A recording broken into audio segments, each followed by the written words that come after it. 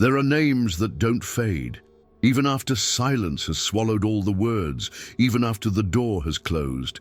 There is a presence that echoes, not in your ears, but in the quiet moments between thoughts.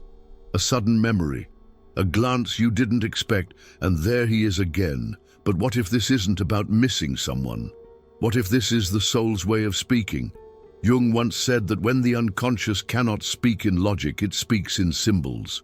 And sometimes that symbol is a thought, a recurring one, persistent, inexplicable, sacred. It's not weakness, it's not obsession, it's a psychic signal. In Jungian psychology, we call this an autonomous complex, a fragment of your psyche, born from emotional trauma or projection that begins to function on its own, appearing in your dreams, your thoughts, your memories that never quite close. And when you think of him again, maybe it isn't because you need him back. Maybe it's because a version of yourself is still waiting to be seen.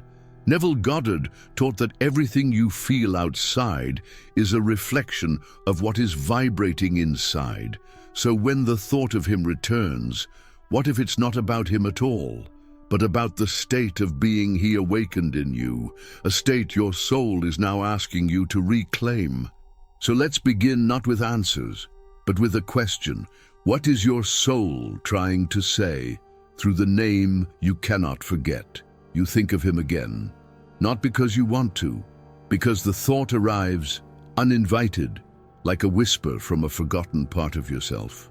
And you wonder, if I were healed, would he still be here in my mind? But healing isn't silence. Healing is listening. The soul doesn't shout. It repeats. It repeats like a dream you've had 1,000 times but never understood. Like a phrase written on a letter you keep receiving, but never open because you don't want to see the signature.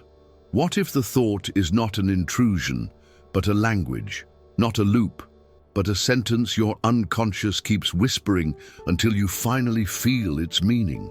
You resist the message because you're fixated on the messenger. You see his face, but you don't hear your soul. So pause, not to forget, but to read what your psyche has been writing in the ink of memory and longing.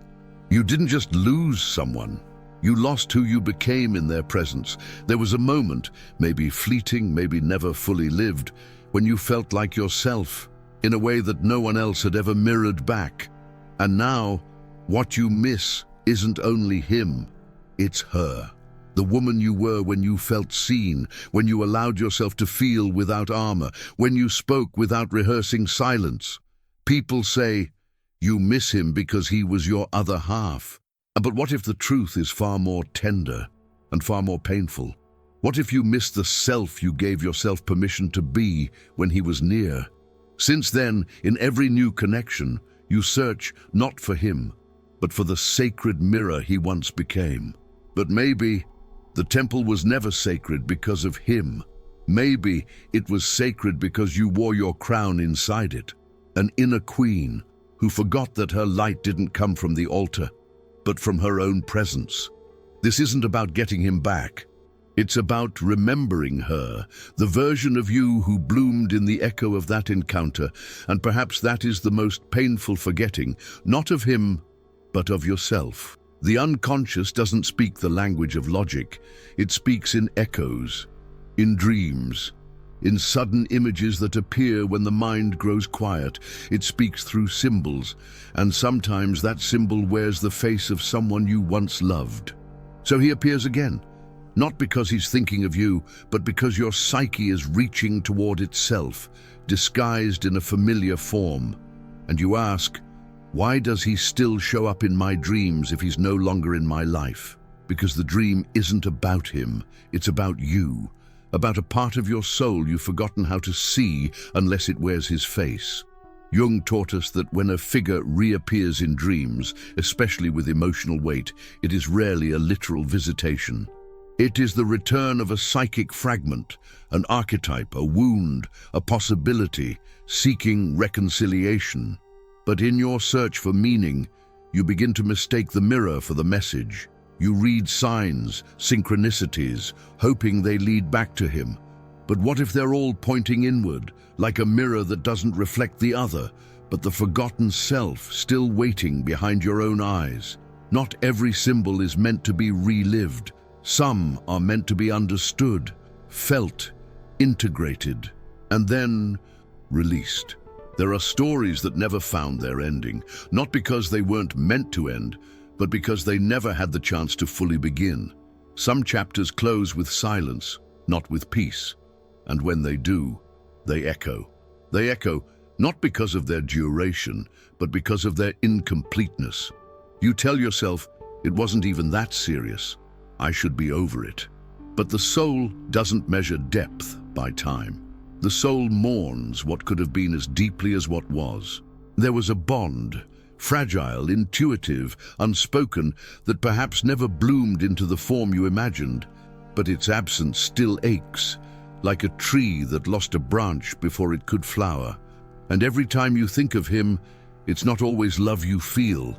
Sometimes it's the ache of something unfinished, ungrieved, misunderstood, a memory that never got to become a memory, a goodbye that never learned how to say itself. The psyche returns to what it couldn't resolve, not to suffer, but to give you a chance to witness the sorrow that was never named. This isn't about changing the past. It's about allowing yourself to grieve the shape it never took. Only then does the thought begin to soften, not disappear, but transform.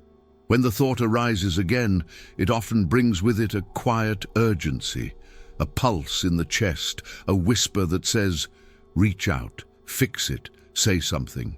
And yet, not all thoughts are meant to be followed. There are thoughts that ring like bells, not because they are asking to be answered, but because something sacred within you is stirring. If I keep thinking of him, shouldn't I do something about it? That question is a wound dressed as a need. The soul doesn't always want resolution. Sometimes it only asks to be seen, to be felt, to be witnessed. When we move from compulsion, we recreate the wound. When we listen in stillness, we begin to understand its shape. Neville Goddard taught that our external world mirrors our inner states. So when a thought repeats, perhaps it isn't pointing outward at all, but inward, toward a silence within you that hasn't been fully met.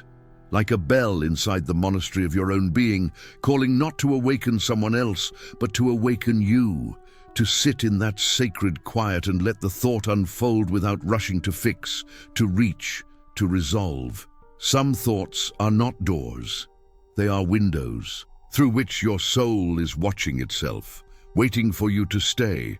You call it overthinking, but perhaps it is something far more sacred and far more neglected. When a feeling is too large to name, when grief doesn't find a voice, the mind begins to circle, not to solve, but to signal. What repeats in thought is often what was never allowed to move through the heart. The nervous system, still carrying the tremor of an absence, tries to translate what the emotional body never got to release. So you analyze, you replay conversations, you imagine new endings. But beneath all that noise, there is a weeping silence. A place inside that never got to scream, never got to say, this mattered to me. You try to contain it with logic, but your body remembers in a different language. A tremble in the chest, a tightening in the throat. A fatigue that doesn't come from sleep, but from carrying what was never expressed. And so the mind fixates, not because you are weak, but because something inside is still waiting to be held. Like a dam holding back a flood, your structure begins to crack under the pressure of everything that wasn't felt. And maybe now, what's being asked of you is not to fix the thought, but to allow the feeling, not to explain it away, but to let it live. Only then does the repetition begin to loosen. Only then does the body begin to breathe again. Did you enjoy the content and it made a difference for you? Click on Super Thanks and support our work. He didn't give you that feeling. He awoke it. In his presence, something ancient stirred. A part of you remembered what it was like to feel alive, to feel desired, to feel home. And now, in his absence, you grieve the loss of that state, not just the person. You think, I'll never feel that again. Only he made me come alive like that. But that isn't true, because what you felt wasn't borrowed. It was you. You reflected in a moment of deep recognition. Neville Goddard said, "People are instruments, not sources. They are mirrors that reflect back to us the state we have momentarily remembered." So you weren't in love with him, you were in love with you, as you briefly remembered yourself in his eyes. And now the mind seeks him because it wants to return to that sacred state. But the soul knows you don't need him to feel that way again. You only need to find the inner door that opened when he appeared. That version of you still lives, not in the past, but in the presence that is waiting to be reawakened, not by him, but by your own return to yourself. You are not weak because a memory refuses to fade. You are not lost because a name still echoes in your silence. You are being asked to remember what part of your soul is still speaking through him. It was never just about the person. It was always about the mirror, the state of being, the awakening of a self that lived, even briefly, in the reflection of that bond. So rather than trying to stop the thought, what if you listen to it? What if the repetition is not torment, but a whisper from your unconscious, asking not to forget, but to integrate? This is not about erasing him, it is about reclaiming the version of you that bloomed in his presence, the one who loved, the one who felt, the one who remembers. The person is no longer the message, you are. Jung said, the soul speaks in symbols when it cannot speak in words. And Neville reminds us, you are always embodying a state, and that state is your true creation. So perhaps the thought that lingers is not holding you back, but holding a key to the place where your soul last left a message, still unopened, still waiting, still sacred. If you made it this far, let your presence be known in the silence we now share. Write, if you feel it, estoy despierta. And remember, sometimes what returns to your mind is not a sign to act. It is a call to awaken. Let the next video guide you deeper into that awakening. The journey has only just begun.